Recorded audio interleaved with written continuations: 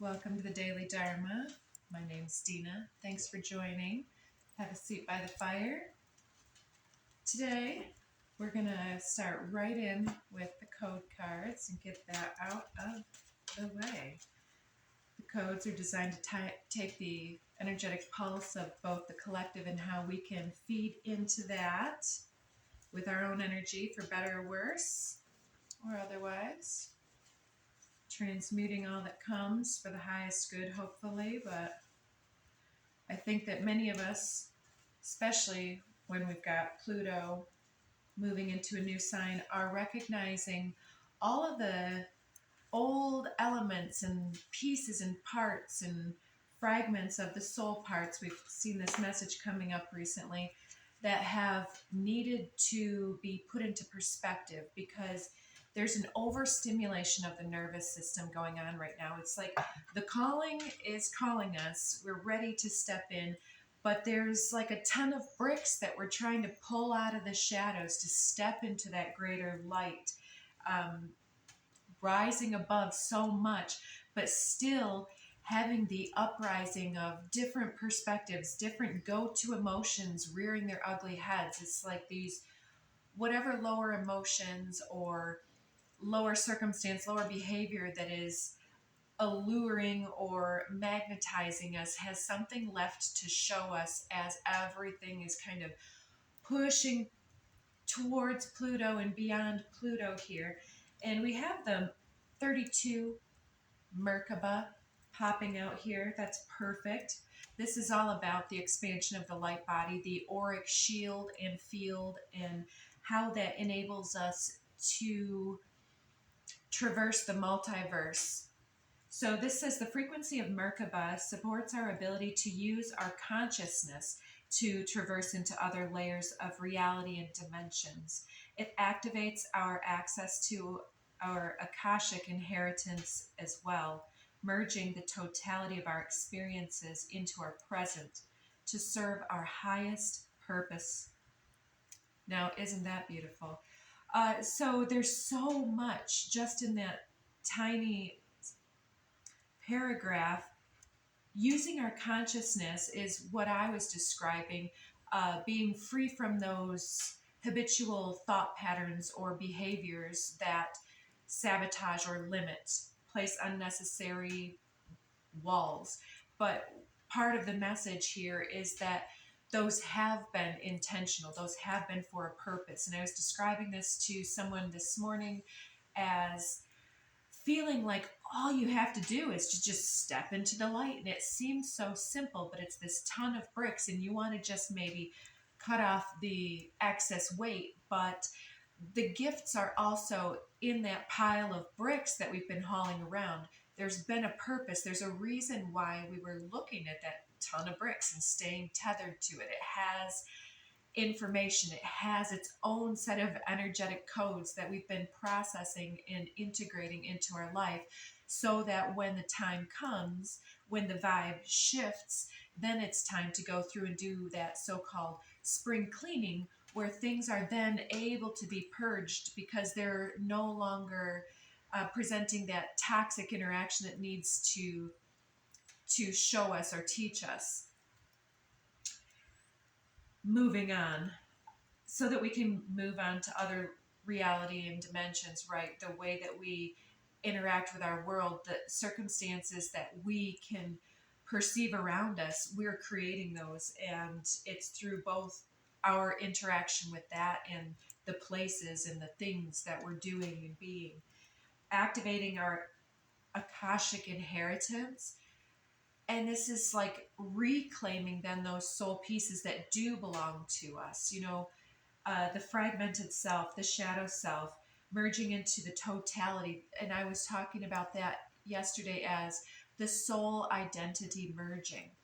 And it seems as though, even though many of us will feel identified with those that follow the prism being the 12 rays, you might identify with one or the other path.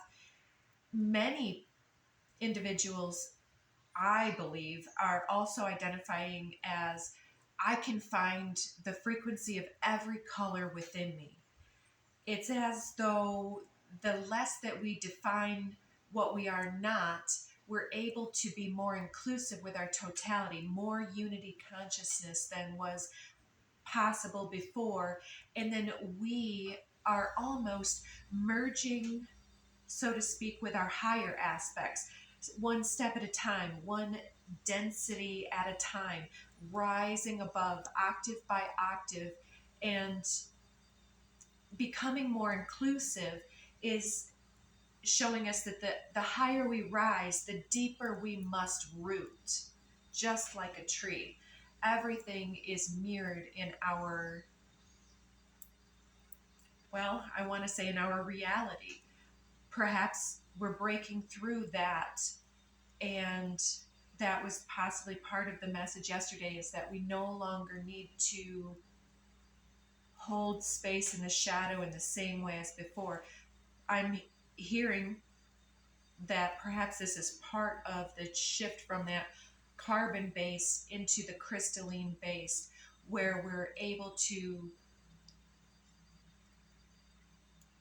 be that prism. More light frequencies flowing through us allows our energy field to grow and expand to serve our highest purpose.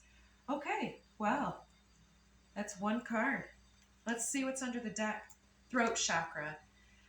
The throat chakra is so many things, but it's our truth, our integrity, our calling, our mission, our purpose, and our ability to speak things into being, to speak our truth, our inner soul light emitting forth. And that can happen through many of the chakra centers, but the throat chakra is very intentional because it utilizes vibration. So our breath is the air and the spirit and the fire and the emotional context and the chemical context of our totality, and all of these spectrum colors, grayscale and rainbow and everything that wants to be perceived by us.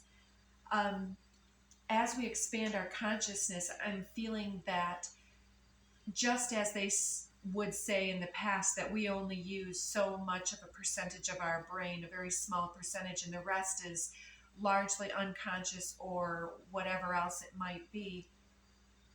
I feel that the ability to activate ourselves and use our energetic bodies in a new way through healing and perceiving the multiversal energies, that this expansion is allowing us to tap into different vibrations and to bring many new things into being. So throat chakra, fertility and remembrance. So the underworld came up recently. It had all those earthworms, and we were talking about seeds that day, seeds and germination leading to harvest, but the time that goes into each one of those steps and how each one of those breakthrough energies is some kind of quantum leap where there's a complete evolution of the thing, like the seed, the little ball or flake, then becomes this root, which then becomes this leaf, then becomes the flower, then the fruit, then the decay, then the compost. Fertility to me is the recognition of the cycles, and how that without the fertility, the soil doesn't actually become conducive to growth. We can't grow without the fertility that comes from nurturing, and nurturing is made possible because of the failures, because of the shadow and the lower emotions. That's the compost that feeds the becoming of the physical. The physical vessel is the it's the container for the work that we're doing here on earth as earth angels. I'm hearing, take that however you want to, but the full remembrance of our Akashic inheritance is being illuminated. There's the seed of the spirit, or of the, I'm hearing the animating fire of Kali, of whatever, and of God, source, whatever. This remembrance is very integral to creating something out of the fertility of the composted experience, everything we've experienced as soul in body, providing us with valuable information and tools to flow gracefully with and in this life. Yeah, the soul remembrance of everything we've figured out now and beyond us. And sometimes as we become channels, which is another thing that comes up with throat chakra, it's the microphone for the soul sometimes, or it can be the microphone for the earth. And it's the way that we're hearing, we're listening, we're influenced, we're stimulated, we're overstimulated. I just saw 1111. It's that overstimulated nervous system, and then sorting through. Like I've noticed, I have to, when I channel, I have so many things trying to speak at once through me and to me, and I want to go in so many directions that I can't listen, I can't speak, I can't be a clear vessel and channel when I can't sort and sift through. It's like you all messengers, ideals need to stand in a line and please come forward when the highest truth wants to speak, when something useful can come through. It's all about when we're overstimulated, being able to say, okay, I trust that I always land on my feet. I always have the intention of working for the highest possible good. And when I don't, I'm learning, I'm experiencing, and I'm transforming. I am that I am. I'm in process, and everything is fine. There is nothing to control here. I'm in no control over anything but my own now moment. The now is important here with Merkaba, and the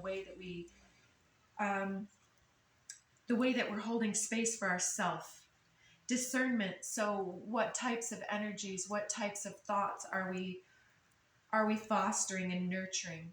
Frequency of discernment supports our ability to view the world and the people around us from a place of inner balance and detachment, yet with compassion and wisdom, knowing where we've been and what we've where our transgressions have come. I'm hearing the Rising Appalachia song scale down, that we're all doing something a little too hard, too fast, or too wrong, or something like that. Conception. Now, we already talked about that one. And then I'm seeing that 16 and that 20 from those cards. 20 is judgment. 16 is the tower. And it's like the judgment and the illuminated understanding and surrender that happens when we can move through the judgment phase into clearing the field, lining up the messages. However the overstimulation is coming through, it creates disclarity. It stirs up a dust cloud. I'm seeing the dust devil card from here. I wonder if that'll come out. Sacral chakra. The way that we speak and view about the self is critical. We are, as a physical vessel, an expression of the thoughts we hold, the energies we hold, and it's a representation of where we are at right now. But as we hold space for the awareness that as we change any type of input, the output must change as well. So it's within those little tiny steps, those little decisions, that split second where we can say, pattern interrupt. I do not believe that. I do not want to hold that view of self or of other or of circumstance. I understand where my opportunities are opening up and where those pitfalls are also existing. Soul time, 40. Double the discernment card here, 20 to 40. It's that quantum leap I'm feeling where the soul looks within and becomes self-aware. Self-awareness supposedly is what creates the universe, right? It's what the seed then has the vibrational resonance. Dan Winter calls it something like implosion, which I am seeing as that toroidal flow where it comes back upon itself, that recursive. Isn't that implosion? Centrifugal implosion, I think he calls it, where the spin, and we were talking about that, the vortex spin being the torque, the moment that creates momentum in what we're doing. That's the quantum leap from the seed that is the soul. It's time for the soul to break new ground here. There's germination. Germination. Dynamic. Here's where the growth starts to happen, where cellular division starts to happen. Conception. Yeah, so those of you that are potential parents, there's energy for that on the board here, so don't say I didn't warn you. Use your discernment with what you're conceiving, because we're being asked to clarify our reasoning with the sacral chakra. Where is it coming from? Are we looking to fill some type of a void or an emptiness in our life here? And we've all had that pit that shows itself to us, but it's up to us to fill it with something healthy and use our discernment to be willing to look at that and to either try to answer that need within the self, identify where the pitfalls and the energy drains and the energy dissipation is happening so that we can recollect that and reinforce the energetic field around us that helps us to become more healthy, more positively resonant in what we're trying to be here as soul in body. To understand the process of what we're trying to do, then we can ask for it in a forward manner from other individuals. But if we don't know what we need, then we can't ask for it. When we don't know what we want to say, it becomes kind of discombobulated. Actually, I'm going to not pull from this deck. I get Radiant Moon of Compassion. I was shuffling upside down. This is the one I want to use. Something we haven't seen or hasn't been noticed from us in the past. I don't know if that's somebody that hasn't shown us everything, or there's that new level of disclosure that's potential, but I feel it's looking within ourselves. Let's see what's popping out here. The gem. I told you the gem was in the shadow. It's the diamond in the rough, but this is a multifaceted, multicolored rainbow gem. It's as though our Merkaba is the that prismatic, I heard prison, breaking through what and there's earthworms all around this gem. I need a drink. Pause for the cause. Hydrate.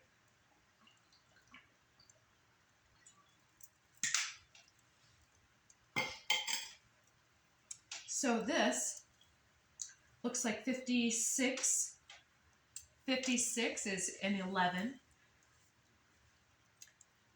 Yeah, and I equate 11 to also the one doubled. So it's like self becoming sovereign, self becoming exponential, self merging with the soul. It's not feeling separated, not feeling that we're isolated, alone, divided or different than recognizing that we're one of the facets of the whole, inclusively able to then channel the needs of the whole, to elevate the selfish identity into one that says what serves all.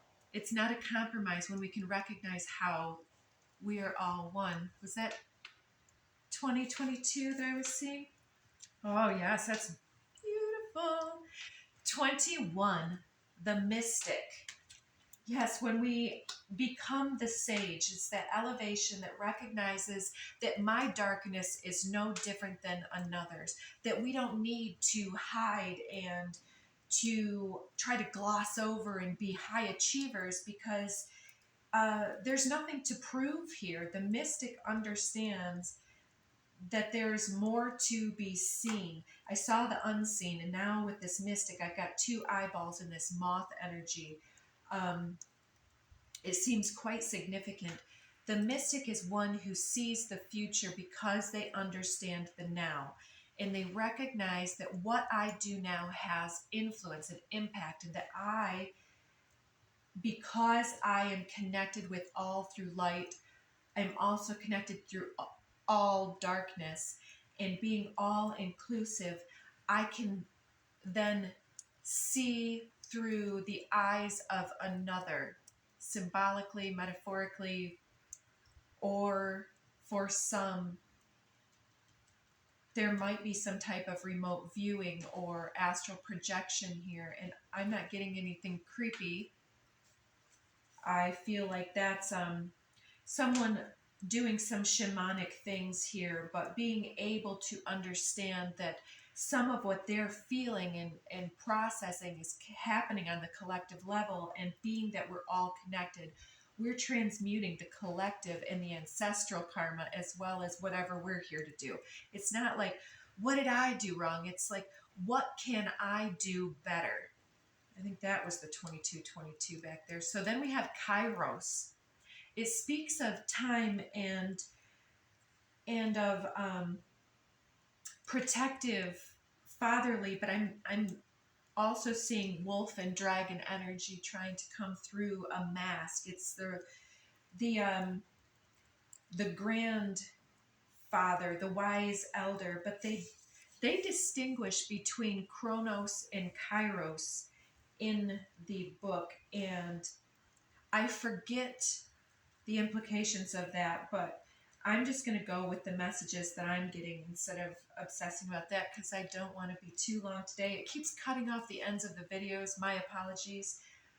It's going to motivate me to be brief. So we have here 50, 60, 70, 76.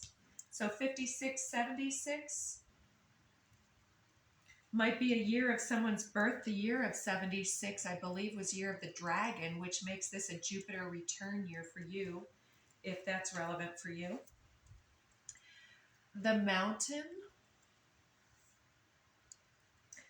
that's 33, master number 33.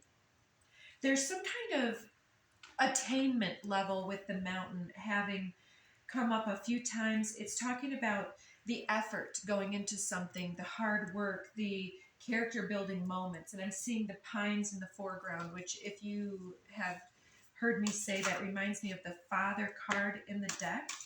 And even though I said wolf here, I just saw that coyote just flipped out. Just want to get a little bit more here. We'll go with that. Under the deck, we have jaguar again. That is my shamanic card in this deck, but also sometimes one who dwells in the shadow realm, the darkness, and we'll come back to that if we need to, but it's very mystic energy. One who lives in the jungle. The jungle to me seems similar to the mountain, but the jungle's more like the city versus the meditative retreat.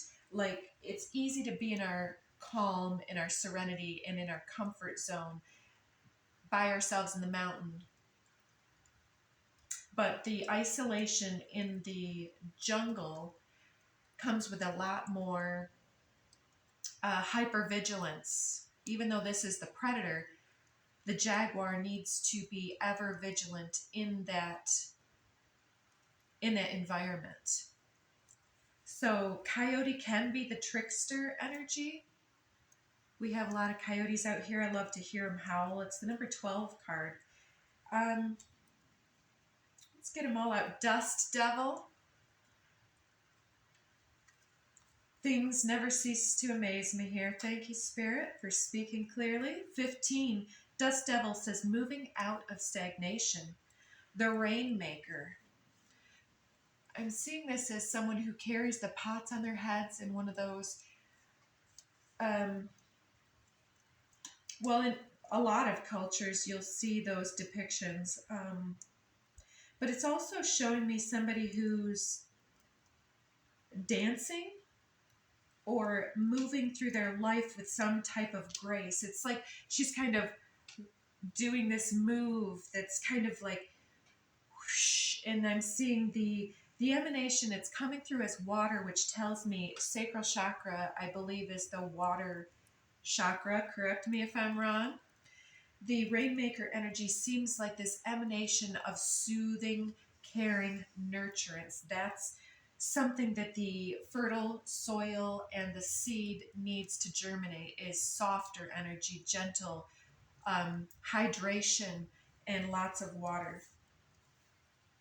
Bringing that water to other individuals on the symbolic level is having that open heart space, open sacral chakra, that open not meaning over giving or over expressive, but balanced and open, is able to be giving and graceful and not caught up in those lower vibrational energies. Eagle energy rising above, making a graceful landing somewhere here in the nest. Maybe you are nesting or looking for a new nest to land in. Lay of the land, ancestral wisdom. Oh, and eagle is 16. We've got 15, 16. 34, lay of the land, ancestral wisdom. I'm seeing this individual that was previously inside a cave here on the mountain, rising above, the sun rising behind or setting behind. It's like finally having found this nest and then being at the top of the mountain. There's some type of achievement that is satisfying some level of karmic or lesson that has come your way. And I want to come back to coyote. It seems like it's not time. Earth keeper. So we talked about that in the previous few days. It's something about the way that we're softening and being this bridge. It's the way that we're elevating ourselves is modeling and clearing the way and lifting up those that are connected to us through so many vast channels that perhaps many of us don't even understand, because we feel isolated and aloof over here in some type of way on the mountain, like we're in it all alone. So many individuals are tied to us and intertwined with our energy on levels that we have yet to possibly perceive for many. That spirit is almost surprising us here with this coyote energy, with our potential to bring the rain, to water the fields of the many, and to bring this collective crop to bountiful harvest time. It's this dynamic exponential growth that we're bringing with just being ourselves in some type of way. And there's a celebration behind the scenes, those people that are rooting for you, your ancestors, the spirits, the other people are people and circumstances. Energies are gathering as the soul parts are gathered. And it's healing the earth, I want to say, the collective. There's something here too, very Egyptian. So here we have deep quiet, meditation and stillness. Let me check the time. I believe that's still 29. I have a few more minutes here. Bear with me. Meditation and stillness, the number 11 card. Coyotes 12. And I said earlier something, where did we have that? We had something reducing to an 11. I believe it was 56, wasn't it? So deep quiet, meditation and stillness, it's the potential of our soul time here to really, the spring cleaning is less about purging and feeling like we have things to get rid of or things that don't belong, and more about organization, the file cabinet that is inside of our head. If we have papers everywhere, we're never going to find it. But if we can sort those papers in a way that makes sense, put them into some type of context, and then set them in a place, then everything has its place. There's a place for everything. And then order comes to the environment, order comes to the mind. Order in some type of a way is a way to harness the chaotic energy of spirit. Spirit is chaotic feminine, and the honing in and harnessing and application, the focus energy that comes through us is that creation point. So taking the quiet time to ask things to wait their turn and to show the connection. I think that let's leave that there before I run out on the timer. I have a flipped card here that was from yesterday. So that already came out, so I'll leave it on there. I don't know why those weren't flipped the correct way when I put them back together. And they were Dance of the Butterfly Queen, which is also a 5, like the throat chakra. So there's something dancing and expression that's coming through us, uplifting us, enlightening our energy, because the butterfly is graceful and light energy, rising above, leaping over. I want to say that quantum leaping over something, having more fun, delicacy. There we go, beautiful. And the Artha of Kelly from yesterday was all about being a heart-based warrior and hearing the calling, but not being riddled. Riddle came up yesterday. Riddled with expectations and I would, should, could do this and that, and I haven't done enough. I have things to prove. I need people to validate. I need help, support. Come back to the center.